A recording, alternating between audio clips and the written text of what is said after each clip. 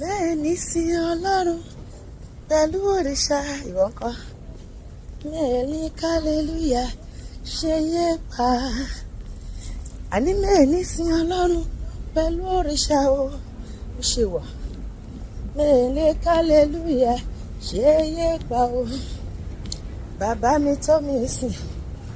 Ayé ẹ̀ lọ dákẹ́ jẹ́. Bẹ́ṣù bá ta fèlèfèlè máa wọ nílẹ̀ gbúrúrú.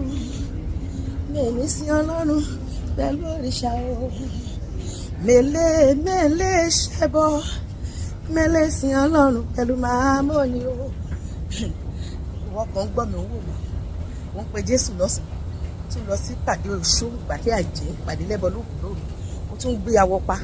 Ó tún ṣe ilé pàrìpà. Ìyà ń jẹ o. Èṣù ló fìyà jẹ tó bá mu. Bẹ́ẹ̀ ni. Èmi ń tèmi, Ọlọ́run nìkan ni màá sìn. Jésù ní màá sìn, bàbá ní màá sìn. Ọ̀pọ̀ ènìyàn ló wí pé ta lọ́lọ́run mi. Jésù dá mi lọ́lá, ìwọ ní màá sìn o. Ṣé wo mọ̀ pé ẹni tí bá ní Jésù ti lóhun gbogbo? Ẹni bá ní Jésù kó yọ̀ o. Ẹni bá ní Jésù kó yọ̀ ṣẹ̀ṣẹ̀. Ẹni bá ní Jésù kó yọ̀ o. Nítorí pé ìyà ń jayé. Bẹ́ẹ̀ ni èṣù kò lẹ́bùn ọ̀fẹ́ kankan lọ́dọ̀. Tó bá fún ẹ fìlà á fi gborí lọ́wọ́ ẹ̀. Kò sí ẹ̀bùn ọ̀fẹ́ kankan lọ́dọ̀ Sátánì. Tó bá fún ẹ lọ́mọ ọmọ láǹgìdì ló fún ọmọ ẹ lápàpà ṣe kú pa ẹ nínú. Kò sí nǹkan tó lè gbà lọ́wọ́ èṣù tó lọ lọ́fẹ̀ẹ́. Ó máa fi gba nǹkan kan padà lọ́wọ́ ẹ̀. Ìbùkún Ọlọ́run ló mi nílẹ̀ láì fi làálàkùn. Ohun tó Ọlọ́run bá ṣe ló wà títí láéláé. Ohun téṣù bá fún ẹ fún ìgbà díẹ̀ ni. Àìmọye tó ṣògùn owó inú ilé tán kọ́ wọn ò lè gbé bẹ̀. Wọn ò ní fọkànbalẹ̀. Wọ́n á sọ fún ẹ pé iye ọjọ́ àgbàdo tí ẹ̀dìyẹ jẹ ló máa gbé láyé. Nígbà tágbàdo bá takú tí ò jẹjẹ yọkàn ló tiẹ̀ ló bá ẹ yẹn. Ó ṣe fi sùúrù dúró de Ọlọ́run. Kó dúró de àkókò Ọlọ́run. Tó bá lò máa lówó láyé ó máa ní. Nǹkan tó bá lò máa dà láyé ó máa dà. Tó bá ti dúró tì ó di dandan kó bá ẹ ṣe.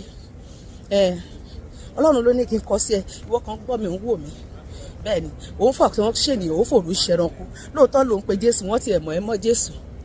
Ṣùgbọ́n lóru ọ̀tọ̀ ní nǹkan tó tún ń ṣe. Wàá tún lọ lé babaláwo. Wàá tún lọ lé yẹ̀mí wò. O ò lè sin Ọlọ́run pẹ̀lú amámọ́nì. Olúwa ní ká jẹ́ mímọ́ gbọ́ ẹni tó ń gbé ohun èlò Olúwa. Ọlọ́run ó ní tó bá máa jó ṣàká kó jó ṣàká, tó bá máa jó ṣòkò kó jó ṣòkò, ọ̀ṣàká ṣòkò kò fẹ́. Ó ní ìwọ ìbá gbóná tàbí kò tutù, kò gbóná kò tutù, wọ́n pọ̀ jáde lẹ́nu mi. Sọ pé Olúwa má kọ̀ mí sílẹ̀. Olúwa ṣàánú fún mi. Olúwa sọ ní pé ìbádé ayé ìṣọ̀tá Ọlọ́run ló. Ṣé wọ́n mọ̀ bẹ́ẹ̀? Wọ́n tó ń ṣe orúkọ tó ń gbọ́ mi jáwọ́. Wọ́n tó ń ṣe ọkọ mi òkú kọ́bọ̀dù. Tó ń ṣe ìrédè òru òun mu ti para, òun mu gbó mu sìgá. Òun kóbìnrin káàkiri. Jáwọ́ nínú ìwà ibi, jáwọ́ nínú ìwà ipá. Ọlọ́run ló ní kí n kọ́